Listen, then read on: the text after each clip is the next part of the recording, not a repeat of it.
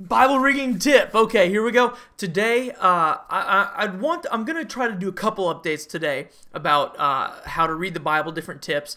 This is the first one. I want to do a couple of them because I have different pieces of advice in this one topic, which is when the Bible is figurative. The Bible, just like us, just like any writing, doesn't always mean things literally.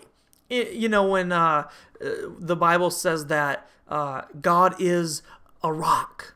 It doesn't literally mean that, you go outside, you pick up a stone, and you're like, wow, that's God, I'm going to worship it. It uses figurative language. Here's the first piece of advice. Use the literal interpretation unless the literal interpretation doesn't really make sense. So, you're reading along and you try to find out what's Jesus talking about, what's God trying to say in this verse. If it makes sense literally, if it just common literal reading totally makes sense, totally understandable, totally applicable, it's not immoral, it's not weird, well then, yeah, take it literally. I was having a conversation with a guy just recently who said that when Jesus was talking about certain events, and Jesus said, I tell you the truth, this generation will see it and it will happen soon, he said Jesus was meaning that metaphorically, that it really means he was talking about our day. Really.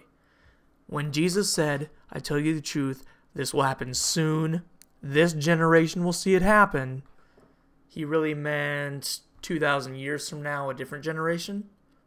That's a little weird. First of all, if that was figurative, it wasn't very good figurative or metaphor. Second of all, it makes much more sense being read in the plain language, just a plain understanding. When Jesus said, it's going to happen soon, it's going to happen soon. So take things literal unless there's a good reason to believe it's figurative.